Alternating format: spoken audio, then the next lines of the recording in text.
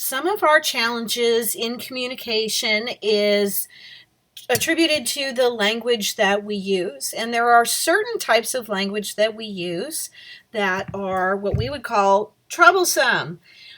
They could be dangerous if we use them.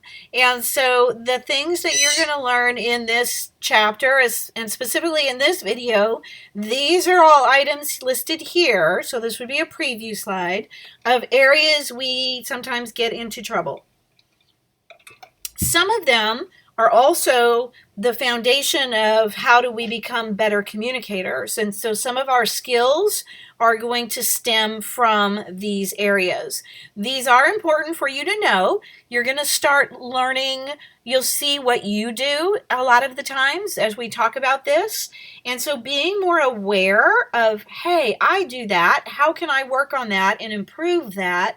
That's a great place to be. So you might be a little uncomfortable going through this section, but it is good to become more aware of how we're using language. So let's check these out. The first one is called powerless language, and it's not necessarily a bad thing. It's just that it's not as clear. And so I know that this is in particular very small, but it is a good table that gives you actual statements and examples of what these things are. So powerless language would be what we call hedges, hesitations, intensifiers, polite forms, tag questions, and disclaimers. And I would like for you to review those, get the basic understanding over on the right by looking at the examples. And what is a really fun exercise to do is when you go to the folder and you open the PowerPoint, remember all of these links are only operable from the PowerPoint, not through these videos. I have a 1-minute video from the television show Friends, and they have several types of powerless language in this video, and they also show a difference between gender in the way they communicate. And so this is a great exercise to check these things out. Again, some of these are not necessarily bad. It's just we're saying that it's not strong language. It's a little bit on the weak side. Like by saying I'm kind of disappointed. Well, you're kinda.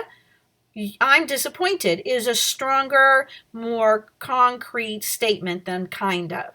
So I really like these to learn from. I've taught my kids polite forms like yes ma'am, yes sir, and there's nothing wrong with it.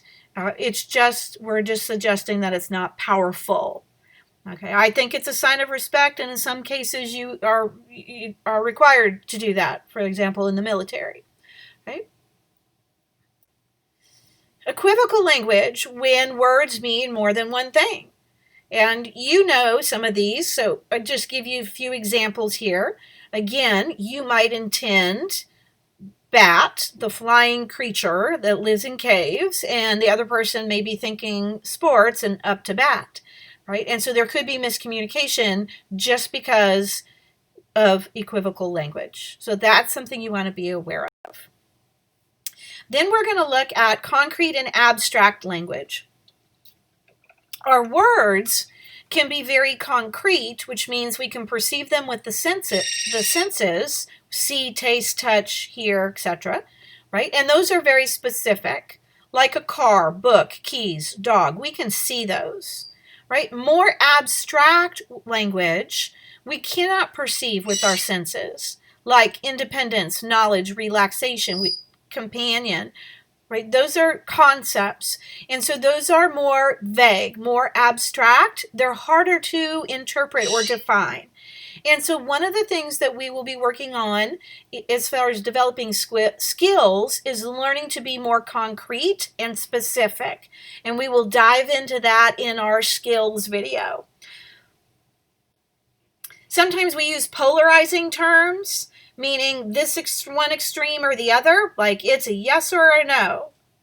A lot of times there's other alternatives, so we have to be careful of that. That can be what we call an either-or fallacy, but forcing us into either or yes or no. You're with us or you're against us. Choose either one or number two. You can't have both of us. Those would be polarizing. And sometimes there might be truth in there, but a lot of times there are other options, so they tend not to be as clear. And it tends to be disruptive. Some people sort of take offense to this. They almost feel like they're put on the spot or attacked. So it usually has a negative effect when you use polarizing terms. So you might want to be aware of that. This is really common. Imprecise language in relative terms. Words that lack sufficient clarity. Okay, so here's some examples over here. I'll be there in a minute. Okay, what's your definition of a minute? I'll be there soon. My husband's definition of soon is very different than mine. I learned that a long time ago. And once I learned that, now I know what soon means, and I think about what his timing is, so I know how to interpret what he means, right? And so anytime you say some of these phrases, right, they are vague. Or relative, like I'd like a small slice of cake. Well, what's your definition of small? I don't know how small is. I need something to help me understand what you mean by that. So relative means, well, what's the context? How do I make sense out of that? Give me something to compare it to, right? A lot of times slang is relative. We could misunderstand, hey, that's a sick ride. But if you don't understand, that would be a connotative meaning. If you only understand as sick, as ill, then that doesn't make sense to you. And so that would be unclear, right? So you might evaluate how many things do you say are imprecise or relative. They're not as specific or clear. When they are vague, there's a lot more interpretation, and there's a lot more chance that there's misunderstandings. Right? So we want to work on trying to be more precise, more clear in our language use. Here's a fun little exercise. How often is often? Rachel says, I have a lot of shoes. How many pairs of shoes do you assume that she has? We have to make assumptions and guesses when you are vague.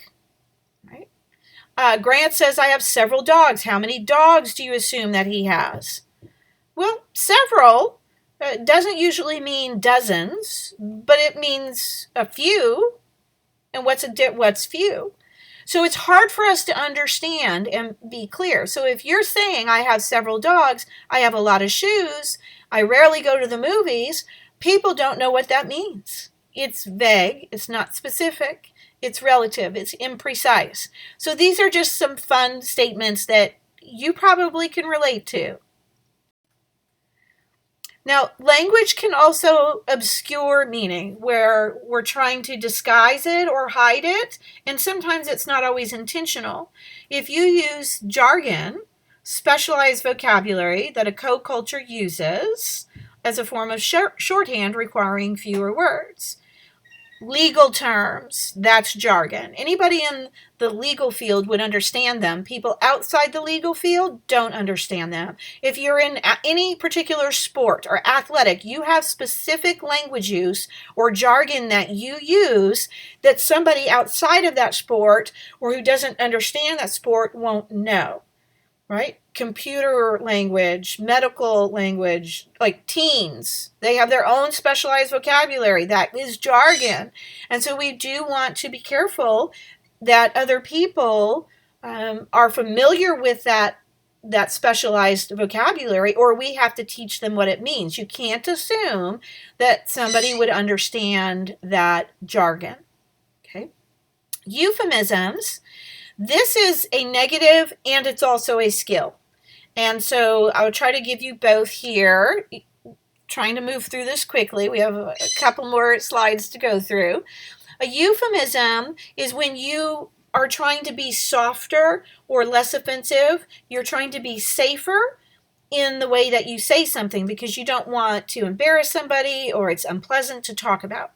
And so sometimes instead of saying somebody is dead, we might say they died, they passed on, right? Passed on would be a euphemism, right? And so it's softer. It's not as specific. It is being more vague, but it's being more vague on purpose. And it can be used very strategically, right? And so if a friend comes to you and says, hey, what do you think about my new sweater?